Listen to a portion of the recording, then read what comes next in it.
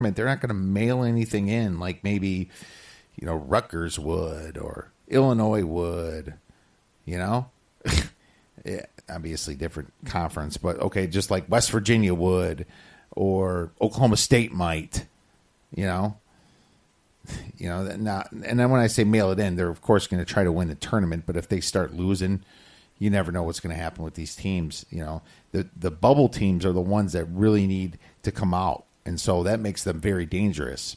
And the most dangerous thing is, what the hell is Kansas going to do? Are they going to show up? Are they pissed that for the first time that they broke their regular season conference championship in 14 years? Is that going to motivate this Kansas team to go whoop some ass? And they're at like plus 350 or something, plus 400. Way too many unpredictable outcomes for the Big 12. I'm going to stay away. And the only thing I recommend is maybe betting a little bit on the bubble teams. And, maybe Kansas, but there is absolutely no reason for me to want to get involved in this mess. Way too many outcomes. Stay the hell away. All right, the next one that I'm going to cover is the SEC. It's pretty crazy seeing everything that happened to LSU here with Will Wade, their coach, being suspended for that FBI wiretap. Oh, bad timing. They were doing so well. But they're the top seed in this tournament and have by far the easiest bracket. By far.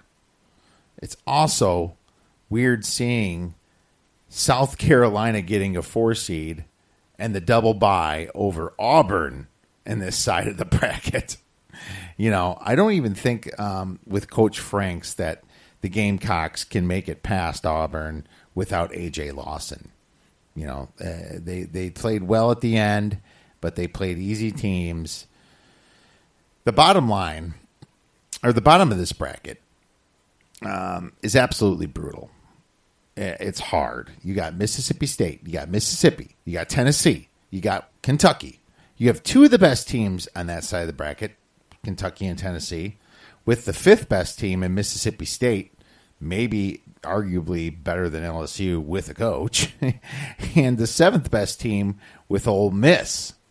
The top of the bracket, you got a coachless LSU, who is the third best team, Auburn, who is the fourth best team, and I would say Florida is the sixth best team. All right? I guess that's where you might find some value here. Don't get me wrong. I think Kentucky wins this thing as long as Reed Travis is playing somewhat for Kentucky. But Florida definitely has the easiest route with the best odds.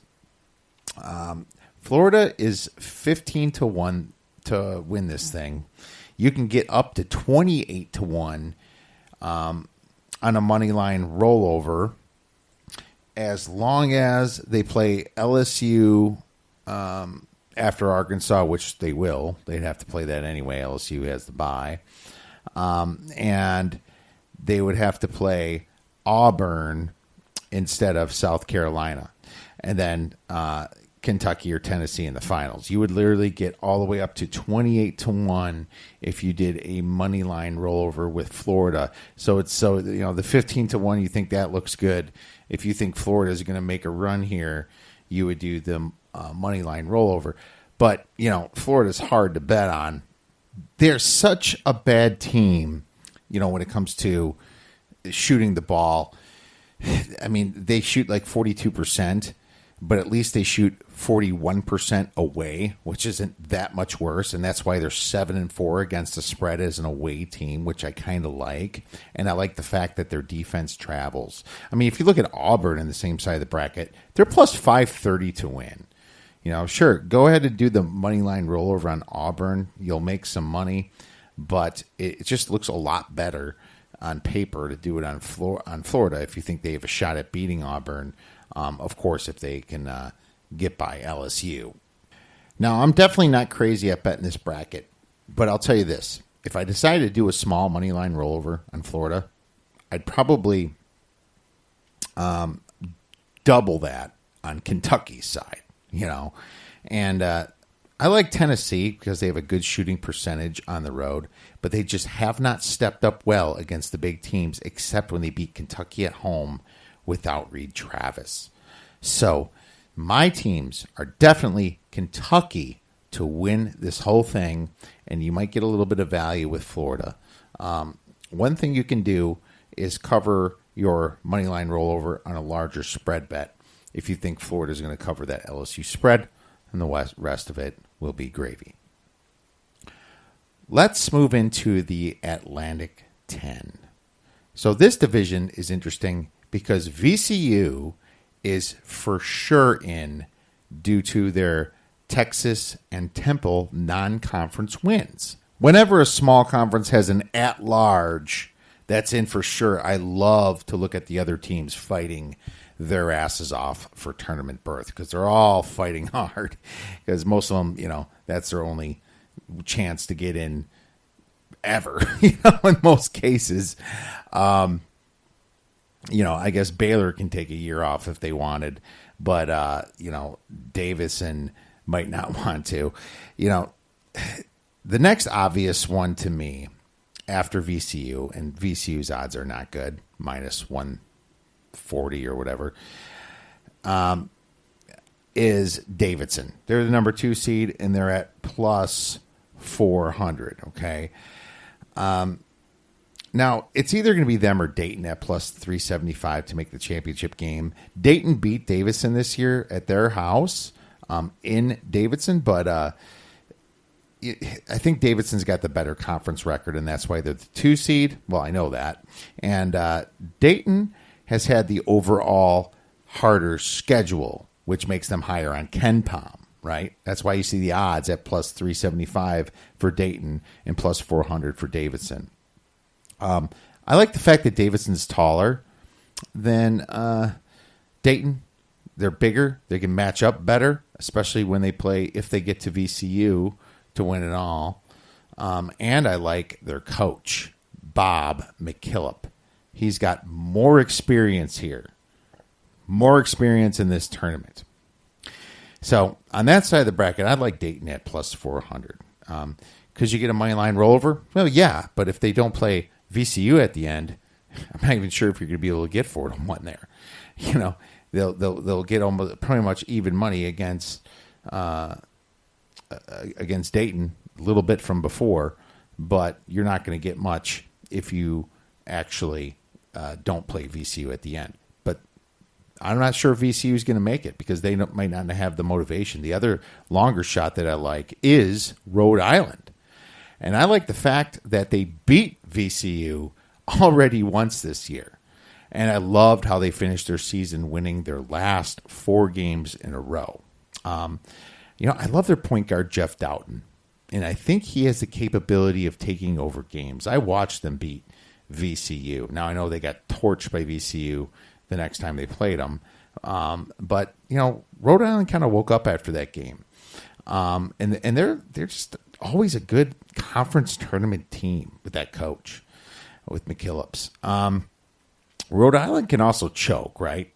And they might choke to some bad teams in this tournament, but the fact that VCU has less to play for here, and if Rhode Island wins that game, then they play a St. Bonaventure team that they already beat this year. They only played them once, and they already beat St. Bonaventure, so they know how to do that. So if you're looking at these 30-1 plus 3,000 odds, that looks pretty tasty to me to take a shot at, So I'm liking that.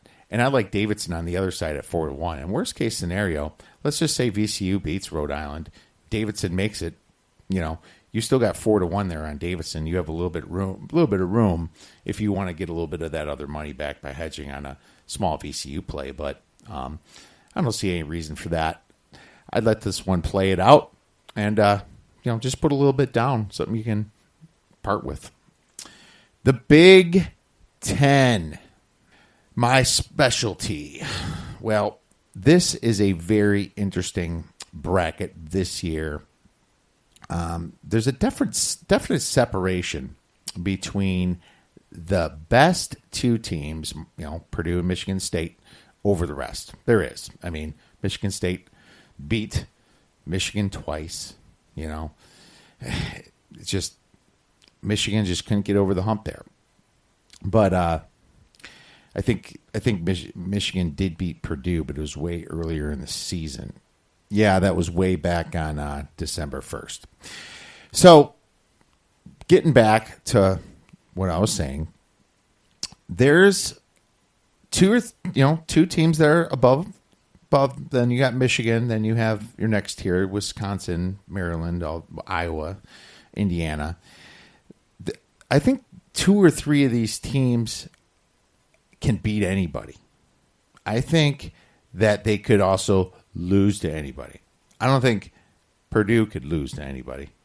I think Purdue would beat Lipscomb. But if Lipscomb played Wisconsin, I think there's a chance that they might beat Wisconsin because Wisconsin could fall flat on their face, as we've seen before, and they also are a little bit vulnerable to the 3 using that pack line defense. So, but the fact that if Wisconsin and Ethan Happ is rolling down there, and Wisconsin with their 4 3-point shooters, Ravers, Pritzel, Davidson, and Trice, if they're hitting, they can beat anybody, especially when their defense is so good, 4th in the nation.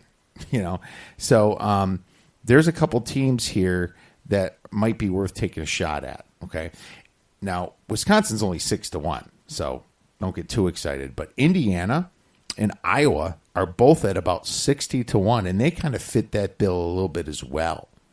Huge numbers, plus 6,000 on these guys, 60-1, your money.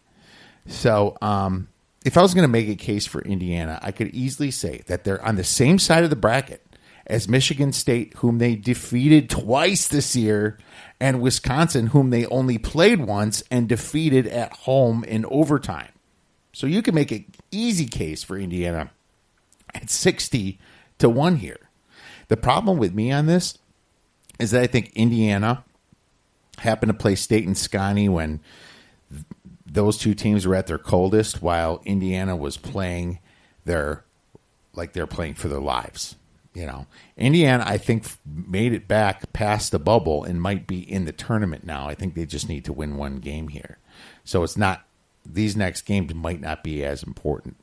So I think that you're also counting your blessings if you think Izzo is going to lose to a team like Indiana 3 times in a row, especially now when it's do or die. So that's my case against Indiana. Having said that, I don't have a problem if you're taking Indiana at 60-1. 60-1 is a huge value for some beer money. All right. And as I stated before, Indiana is the hottest team in the Big Ten right now. They are definitely the hottest. All right. Iowa, on the other hand, is at 60-1. Is hasn't been hot at all. But they're on the harder side of the bracket, and they would have to beat number 3 Michigan to get in, then number 2 Purdue in order to get to the championship game. But what I like about the Iowa 60-1 is that they have the 3rd best offense in the Big Ten, and they have proven that they can hit the clutch shots with Bohannon. Bohannon's already got a couple last-second victory clutch shots this year. That's big for tournament play. And I know they have the 2nd worst defense, but if they play fast and they're hitting, they can possibly beat anybody. I like the fact that they beat Michigan this year as well at home, and they beat them by a lot, okay? And now they're going to possibly go back to play Michigan with an injured Matthews. Matthews is questionable, and if he comes back, there's going to be some rust there with the whole team, adjusting back to him.